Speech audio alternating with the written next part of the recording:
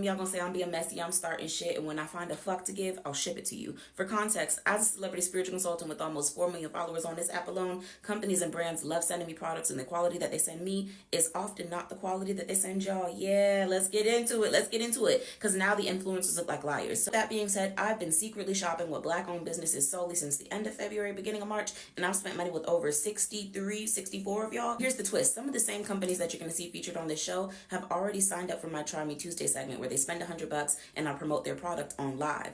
But I've already invested that $100 back into their company underneath a different name to see if the quality of the products was still the same. Understand, I am black first and a business owner second, meaning I understand what it takes to be a black business owner, but I also know all skin folk and kin folk, and some of these people don't give a fuck about you being the customer. They just want the clout from us promoting their products, which means I'm going to put the tea in honesty when I talk about the quality of the products and the quality of the customer service. Now, on this episode of Blacklisted, where we give you the tea on the best and the worst of black businesses, I will unfortunately have to air out a business, but y'all know how I do. Good reviews go first, because before you try and get some tea, you need to be uplifting community. And if I have to put you on blast, you will go last. And yeah, I'm finna get into that ass. Hey, y'all know I'm a fragrance girly, and the last time I gave y'all something for the body, so now I gotta give y'all something for the home. This is Sinful Elegance, and let me tell y'all something about this collection. I have spent so much money on motherfucking candles this week, I can't even tell y'all how much. I would be sick to my stomach if I said the number out loud. Strawberry, raspberry, black currant, and this one called Euphoria. This one is definitely for the girls. It's sweet, it's gonna make the home smell good, but this one right here, Intoxicated, this is bergamot, magnolia, rose absolute. Now, as somebody that doesn't normally like florals, I was really worried about this scent. This smells like a black man in a black turtleneck with a gold chain and golds in his mouth. It smells like a whore. Here's the crazy thing. Every company that you're going to see featured on the show today, including the one that I'm going to put on blast at the end, was one of the vendors from my Houston mixer. Yeah, go ahead and get y'all tickets for the Halloween party, because I know y'all going to want to be there, and they're selling out fast. So here is the art that came with that candle set I just showed y'all. And this was initially my favorite until that motherfucking plantation burned down this week.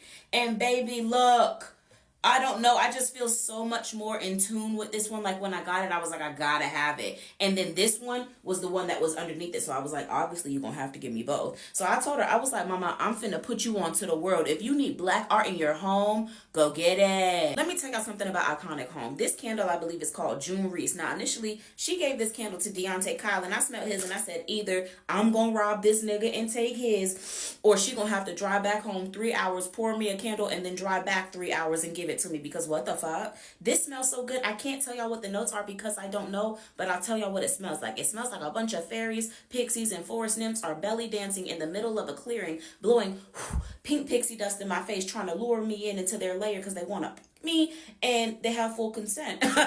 This is sweet, this is sexy, this is milky. I was not playing with y'all when I say everything in my house will be black down to the candle companies. Now this is re-waxed and unwind. This is the wedding cake. Now I was unaware that the actual flavor of wedding cake was like some sort of almond. I don't know what that taste is. I don't like, but this I love. Purple one called Calm the Fuck Down. I hear Janae Aikio going off in the background with a motherfucking singable. Calm. Miss Tara Moore to the front. A book of poetry, a collection of woman's thoughts, and then lust and love. Honey, you nasty.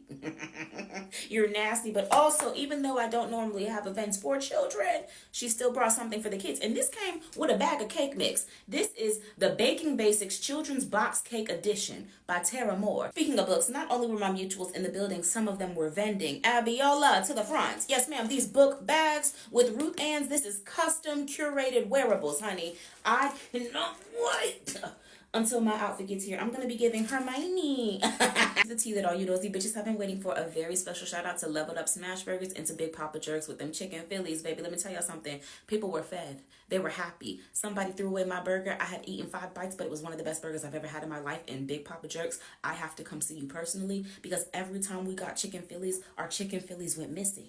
There was a chicken Philly thief at the event. Now let's get into the tea. So I told y'all I had some mutuals that came to the party, but I also had some mutuals that were there as vendors. And that's where my former mutual, Kiaria, the hair surgeon, comes in. So the problem first started when we had vendor spots for $200 and then we changed them to $100 so other people could afford them. Now the day that we changed the prices, I made a video on TikTok and I announced it, and I guess that's when she saw it. So she sent an email and she was like, it's so unprofessional for you guys to not even notify me. Mind you, the team was in the middle of sending out an email to the very few people that had already purchased vendor spots, but there wasn't that many of them. And most of them wanted promotions from me anyways, and they were already trying to negotiate a price. So I figured this was a great deal. She was really the only person that had a problem with it, and she decided she was going to take that out on my event planner. Now, she was real nasty. Mind you, my event planner London has dealt with difficult clients before, so that's not really the problem. It's she was being irate and real nasty. And I told London, anybody like that, you always send to me. So once we got on the phone, it was myself, it was her, and it was also my best friend and business partner. She had a completely different tune. It was, oh, there was no problem. Mind you, we have her email open. I'm reading it, and I'm like, well, I see things in all caps. And to me, if you type it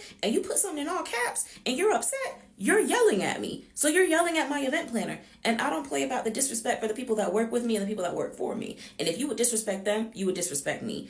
And that's where we get into the disrespect. So we get this conversation resolved. She tells me she's going to send out these products. Now, she ships me her hair care line. I get it April 28th. I had just gotten my hair done for the Natural World Hair Show by Talia Wajid, and that was April 26th. So I leave for Houston on May 1st. This is a picture taken at my party May 3rd. I told her, look, baby, I've already gotten my hair done. I didn't have time to use the hair care line. It had just gotten there by the time I was leaving out. There was just no time in between for me to use it. So I would schedule her for a Tuesday or a Thursday, because instead of doing her on live, I'm going to put her in a promotional. So she tells me everything is gravy.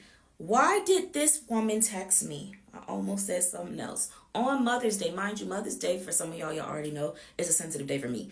But she gonna text me on Mother's Day. She could have texted me on that Thursday when she thought her promotion was gonna go up, or she could have texted me on Monday after Mother's Day. She could have texted me Friday, Saturday, any of those days. Instead, she decided she was gonna text me on Sunday, and this is what she said to me. Got back from Houston May 5th, May 6th, May 7th, my team and I just decompressed. May 8th, we started gathering all the content from the event. If you are a content creator, you know how long it takes to put together content. And I'm not just talking about content that you recorded on your phone, content that you have to wait for a photographer to deliver to you, other people that got videos, so on and so forth. And I like to make sure I have everything together, because I don't like to half-ass nobody's reviews. She gonna say, oh, the event that you're hosting, in quotation marks, like I was not there hosting? The event that I paid for? The event that I'm on the mic hosting? See here, this is Cat Photography. This was our dope ass photographer for the event. And y'all are like, Jasmine, you in a lot of these photos. I know, I paid for them. Like I paid for the party, like I planned the party, like I promoted the party, like I hosted the party. That's why there are so many people taking photos with me, because it was my party. That's why security is following me around, because they were paid to follow me around because it was my party. You see, the thing is, I did in fact host this event. She said it like I was missing in action, but everywhere you go, there I was. I'm not stupid. I know this is about the fact that you didn't make the money you thought you were going to make being a vendor, and I'm sorry for that. But even though I was on the mic all fucking day telling people, go shop with the vendors, go shop with the vendors, I can't force people to come to you. And you also have to remember, as a vendor, you are the first marketing display. And if the products don't look like they're working for you, we're not going to believe that they're going to work for us. And that's just the tea.